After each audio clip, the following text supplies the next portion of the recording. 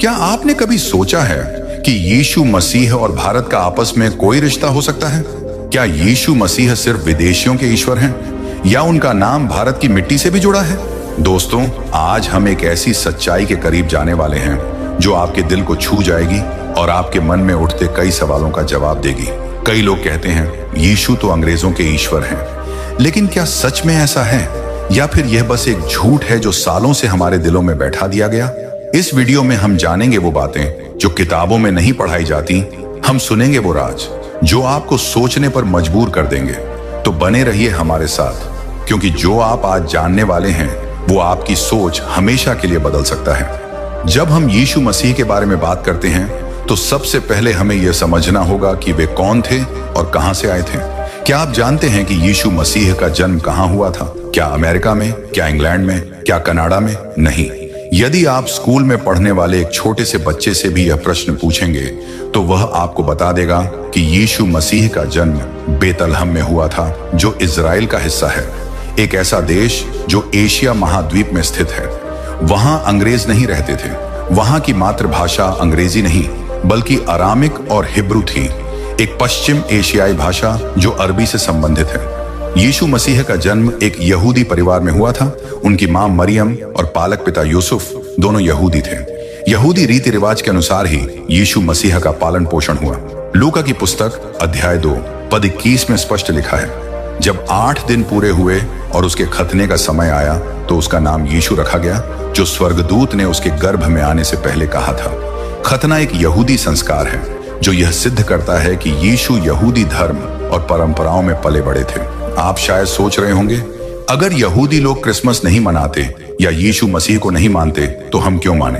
ये एक अच्छा प्रश्न है और इसका उत्तर समझने के लिए हमें यहूदी धर्म और ईसाई धर्म के बीच के संबंध को गहराई से समझना होगा। आप यह जानकर आश्चर्यचकित हो सकते हैं कि यीशु स्वयं एक यहूदी थे। हाँ, आपने सही सुना। और न केवल यीशु बल्कि उनके सभी अनुयायी, उनके शिष्य, उनके मित्र और उनके रिश्तेदार सभी यहूदी थे। जब यीशु ने अपना कार्य शुरू किया तो सबसे पहले यहूदी समुदाय ही था जिसने उनके संदेश को सुना और अपनाया। हालांकि यहाँ एक महत्वपूर्ण अंतर है। सभी यहूदियों ने यीशु को मसीहा यानी उद्धारकर्ता के रूप में स्वीकार नहीं किया। कुछ यहूदी धार्मिक नेताओं, विशेष रूप से फरीसियों और सदूकियों ने यीशु के दावों को अस्वीकार कर दिया और उन्हें धर्मद्रोही के रूप में देखा। लेकिन यह कहना गलत होगा कि किसी भी यहूदी ने यीशु पर विश्वास नहीं किया। वास्तव में प्रारंभिक ईसाई समुदाय पूरी तरह से यहूदियों से ही बना था। पेंटिकॉस्ट के दिन जब पवित्र आत्मा शिष्यों पर उतरी, प्रेरितों के काम की पुस्तक के अनुसार एक ही दिन में लगभग 3000 यहूदियों ने यीशु पर विश्वास किया और बपतिस्मा लिया। ये वे लोग थे जो यरूशलेम में पेंटिकॉस्ट के त्योहार का जश्न मनाने के लिए इकट्ठा हुए थे, एक यहूदी त्योहार। ईसाई धर्म यहूदी धर्म की गोद से ही निकला है। अब हम आते हैं हमारे मुख्य प्रश्न पर, भारत के लिए यीशु मसीह ने क्या किया? ये सवाल अक्सर उन लोगों द्वारा पूछा जाता है जो या तो बाइबल से परिचित नहीं हैं या जिन्हें यीशु के संदेश की सार्वभौमिकता के बारे में अधिक जानकारी नहीं है। यदि आपने कभी बाइबल पढ़ी होती तो आपको पता होता कि यीशु मसीह ने क्या किया।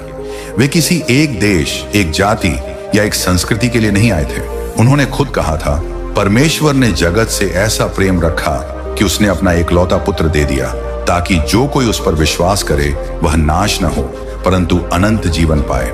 यहाँ जगत शब्द का अर्थ है पूरी दुनिया। इसमें Bharat, Punjab, America, Europe, Africa, हर जगह के लोग शामिल हैं। यीशु सारी मानवता के पापों के लिए क्रूस पर चढ़े, न कि किसी एक विशेष समूह के लिए। जब यीशु ने क्रूस पर अपनी जान दी तो उन्होंने कहा, सब पूरा हुआ। उन्होंने मानवता के उद्धार का कार्य पूरा कर दिया था। अब यह हमारे ऊपर है कि हम उनकी कुर्बानी पर विश्वास करें और उनके द्वारा दिए गए अनंत जीवन के उपहार को स्वीकार करें। अब हम एक ऐसे तथ्य पर आते हैं जो बहुत से लोगों को आश्चर्यचकित कर देगा। क्या आप जानते हैं कि भारत में ईसाई धर्म का इतिहास ब्रिटिश शासन से कहीं अधिक पुराना है? अक्सर यह गलत धारणा फैलाई जाती है कि अंग्रेज भारत में ईसाई धर्म लेकर आए और अपना धर्म छोड़कर चले गए। लेकिन इतिहास की पुस्तकें पढ़िए। जब ब्रिटिश भारत आए तब भारत में पहले से ही ईसाई समुदाय मौजूद थे। लोग यीशु मसीह को पहले से ही मानते थे। तो इससे पहले कि अंग्रेज भारत आते, ये ईसाई भारत में कहां से आए? वास्तव में भारत ने यीशु मसीह का संदेश 52 ईस्वी में संत थॉमस के माध्यम से सुना था।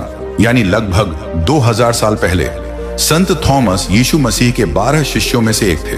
उन्होंने सीधे यीशु मसीह से शिक्षा प्राप्त की थी और यीशु की आज्ञा के अनुसार वे भारत आए और केरल में पहुंचे। वहां उन्होंने यीशु मसीह के बारे में प्रचार किया और बहुत से लोगों ने उनके संदेश को स्वीकार किया। लेकिन जब कुछ ईर्ष्यालु लोगों ने देखा कि थॉमस के प्रचार से प्रभावित होकर लोग यीशु मसीह के अनुयायी बन रहे हैं, तो उन्होंने 72 ईस्वी में संत थॉमस की हत्या कर दी। वह पहाड़ जहां संत थॉमस शहीद हुए वह तमिलनाडु भारत में है और इसे सेंट थॉमस माउंट कहा जाता है। उनकी कब्र के ऊपर एक चर्च भी बना है जिसे सेंट थॉमस बेसिलिका कहा जाता है, जो कि तमिलनाडु भारत में ही है।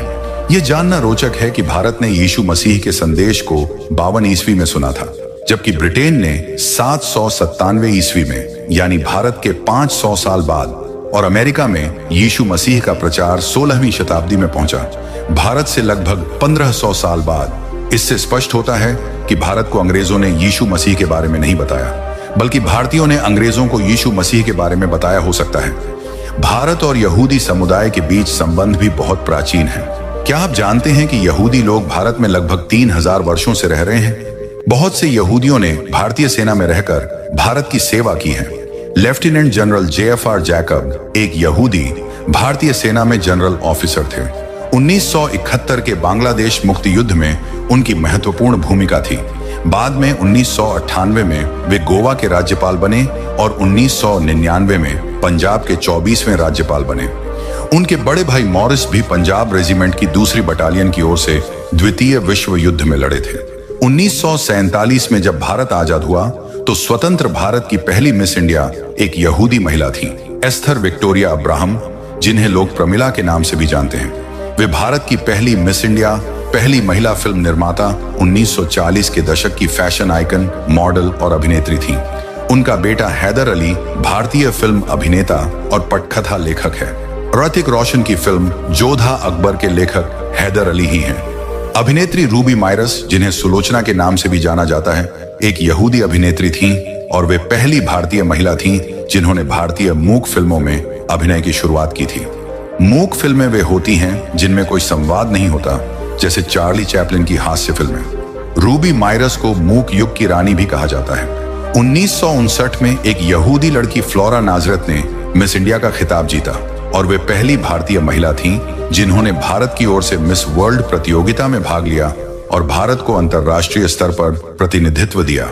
डेविड अब्राहम एक बॉलीवुड अभिनेता और प्रस्तुतकर्ता भी यहूदी हैं और यहोवा परमेश्वर की आराधना करते हैं। भारत के पहले प्रधानमंत्री जवाहरलाल नेहरू ने डेविड के बारे में कहा था, कोई भी समारोह डेविड के भाषण के बिना अधूरा सा लगता है। भारत और इजराइल के बीच व्यापारिक संबंध 3000 साल से भी अधिक पुराने हैं। बाइबल में वर्णित राजा सुलेमान, जो दुनिया के सबसे अमीर और बुद्धिमान राजा माने जाते थे, भारत से बहुमूल्य वस्तुओं का आयात करते थे। एक राजा अध्याय 9 पद 26 से 28 तक में लिखा है, फिर राजा सुलेमान ने एसियोन गेबेर में, जो एदोम देश में लाल समुद्र के किनारे एलोत के पास है, जहाज बनवाए और हीराम ने अपने दासों को, जो समुद्र के जानकार मल्लाह थे, सुलेमान के सेवकों के संग जहाजों में भेज दिया। उन्होंने ओपीर को जाकर वहां से 4,20,000 किलोग्राम सोना राजा सुलेमान के लिए लाकर दिया। यहाँ ओपीर एक ऐसी जगह का नाम है जिसे कई इतिहासकार और विद्वान भारत का एक हिस्सा मानते हैं। 4,20,000 किलोग्राम सोना लगभग 16,000 किलोग्राम सोने के बराबर होता है। आज के मूल्य के अनुसार इसकी कीमत लगभग 6,000 से 7,000 करोड़ रुपए होगी। इतना ही नहीं, एक राजा अध्याय 10 पद 22 में हम पढ़ते हैं, क्योंकि समुद्र पर हीराम के बेड़े के साथ राजा के भी तरशीश के जहाज थे और 3 वर्ष में एक बार तरशीश के जहाज सोना, चांदी, हाथी दांत, बंदर और मोर ले आते थे। चंदन की लकड़ी, सोना, मोर, हाथी दांत और बंदर, ये सभी भारत की प्रसिद्ध निर्यात वस्तुएं थीं। सुलेमान के मंदिर के निर्माण में प्रयुक्त चंदन की लकड़ी और सोना भारत से ही आयात किए गए थे। क्या यह आश्चर्यजनक नहीं है कि बाइबल का सबसे प्रसिद्ध मंदिर, सुलेमान का मंदिर, भारतीय सामग्री से निर्मित था? इतिहास का एक और रोचक पहलू यह है कि 722 ईसा पूर्व में जब इजराइल के राजा होशे ने परमेश्वर की दृष्टि में बुरे काम किए, तो परमेश्वर ने इजराइल को उसके पापों के कारण अश्शूर के राजा शल्मनेसर के हाथों में दे दिया। अश्शूर के राजा ने इजराइल पर आक्रमण किया और बहुत से इजरायलियों को बंदी बनाकर अशूर, जो कि अभी आधुनिक इराक और सीरिया है, ले गया। याकूब के 12 बेटे थे और उनके वंशजों को 12 गोत्र या कबीले कहा जाता है। जब अशूर के राजा ने इजराइल पर हमला किया तो वह 10 गोत्रों को बंदी बनाकर ले गया और वे 10 गोत्र कभी इजराइल नहीं लौटे। इन्हें इस्राएल के 10 खोए हुए गोत्र कहा जाता है। इन 10 गोत्रों में से एक मनुष्य का गोत्र था और यह गोत्र भारत में पाया गया है। उत्तर पूर्व भारत के मिजोरम और मणिपुर राज्यों में बने मनुष्य नामक यहूदी समुदाय आज भी रहता है। वे अपनी परंपराओं और रीति रिवाजों को मानते हैं और यहोवा परमेश्वर की आराधना करते हैं। दिल्ली, कोलकाता और मुंबई में भी सदियों से यहूदी लोग रह रहे हैं। इन शहरों में प्राचीन और प्रसिद्ध सिनेगॉग यानी यहूदी प्रार्थनालय हैं, जहां लोग आज भी यहूदी रीति रिवाजों का पालन करते हैं और प्रार्थना करते हैं। यहूदी लोग अधिकतर व्यापारी होते हैं और व्यापार के कारण एक देश से दूसरे देश में आते जाते रहते हैं। कभी वे मुंबई में होते हैं तो कभी हांगकांग में तो कभी इंडोनेशिया में व्यापार करते हैं। कुछ लोग व्यापार के कारण भारत में रहते हैं तो कुछ लोग यरूशलेम में चल रहे अत्याचारों से बचने के लिए भारत आकर बस गए। मुंबई में जो ससून डॉक है, जहां आज एक बड़ा मछली बाजार लगता है, वह डॉक यहूदियों का था। डेविडसन एंड कंपनी उस डॉक के मालिक थे। यहूदी लोग भारत में बड़ी बड़ी कपास मिलों और फैक्ट्रियों के मालिक होते थे। यहोवा परमेश्वर को मानने वाले लोग भारत में 2500 से 3000 साल पहले से रह रहे हैं। बहुत से यहूदी और ईसाई राजाओं ने भारत में राज्य किया है। बाइबल की एस्तेर की पुस्तक अध्याय 1 पद 1 में लिखा है, क्षयर्ष के दिनों में यह बात हुई, यह वही क्षयर्ष है जो हिंदुस्तान से लेकर कूश तक अर्थात 127 प्रांतों पर राज्य करता था। राजा क्षयर्ष की रानी का नाम एस्तेर था और वह यहोवा परमेश्वर को मानती थी। राजा क्षयर्ष ने 480 ईसा पूर्व के आसपास भारत पर राज्य किया था। मार्को पोलो जब 292 में भारत आया तो उसने अपने यात्रा साहित्य में बताया कि भारत के मालाबार तट पर ईसाई पहले से ही मौजूद थे। कोचीन राज्य के राजा ईसाई थे। अब हम एक महत्वपूर्ण प्रश्न पर आते हैं, यहूदी और ईसाई धर्म के बीच क्या अंतर है? परमेश्वर ने आदम के पाप करने पर यह वचन दिया था कि मसीहा इस धरती पर जन्म लेगा और शैतान का सर कुचलेगा। जो पाप आदम ने किया और उस पाप के कारण जो मृत्यु और शाप मनुष्य के जीवन में आया, उस शाप और मृत्यु को यीशु मसीह समाप्त करेंगे। आदम के पाप और परमेश्वर के वचन देने के बाद 4000 साल बीत गए। लोग परमेश्वर की दी गई भविष्यवाणी को भूल गए, लेकिन परमेश्वर अपने चुने हुए लोगों, नबियों को लोगों के पास भेजता था और वे लोग मसीहा के आगमन के बारे में प्रचार करते थे और भविष्यवाणियां करते थे। इस तरह यीशु मसीह के बारे में सैकड़ों भविष्यवाणियां की गई थीं कि वे कैसे पैदा होंगे, क्या करेंगे और उनकी मृत्यु कैसे होगी। जब समय पूरा हुआ तो यहोवा परमेश्वर ने अपने पुत्र को धरती पर भेजा और भविष्यवाणी के अनुसार एक कुंवारी गर्भवती हुई और उसने एक पुत्र को जन्म दिया जिसका नाम यीशु रखा गया। यीशु मसीह बड़े बड़े चमत्कार करते थे। बहुत से यहूदियों ने यीशु मसीह पर विश्वास किया, लेकिन धर्म के ठेकेदारों ने ईर्ष्या के कारण यीशु मसीह पर बहुत से झूठे आरोप लगाए। हालांकि वे एक भी आरोप सिद्ध नहीं कर पाए, फिर भी उन्होंने यीशु मसीह को क्रूस पर चढ़ा दिया। लेकिन यीशु मसीह मरने के तीसरे दिन मृतकों में से जी उठे और 40 दिनों तक लोगों के साथ रहे। फिर वे जीवित ही स्वर्ग में चले गए। अब यहूदी लोग यीशु मसीह पर विश्वास नहीं करते। उनका कहना है कि जिस मसीहा का वादा यहोवा परमेश्वर ने किया था वह अभी आया ही नहीं है। यहूदी लोग अभी भी मसीहा के आगमन का इंतजार कर रहे हैं। यहूदी लोग मानते हैं कि मसीहा एक राजनीतिक नेता की तरह आएगा और अपना राज्य स्थापित करेगा, हथियार उठाकर इजराइल के दुश्मनों से लड़ेगा। लेकिन यीशु मसीह इसके बिल्कुल विपरीत थे। यीशु ने कहा, मेरा राज्य इस संसार का नहीं है। यीशु किसी राजनीतिक नेता या नए धर्म की स्थापना के लिए नहीं आए थे। वे इस संसार में रहने वाले लोगों को प्रचुरता का जीवन और अनंत जीवन देने के लिए आए थे। जो बाइबल हम पढ़ते हैं उसमें 2 भाग होते हैं, पुराना नियम और नया नियम। यहूदी लोग केवल पुराना नियम पढ़ते हैं और यहोवा परमेश्वर को मानते हैं, लेकिन यीशु मसीह पर विश्वास नहीं करते।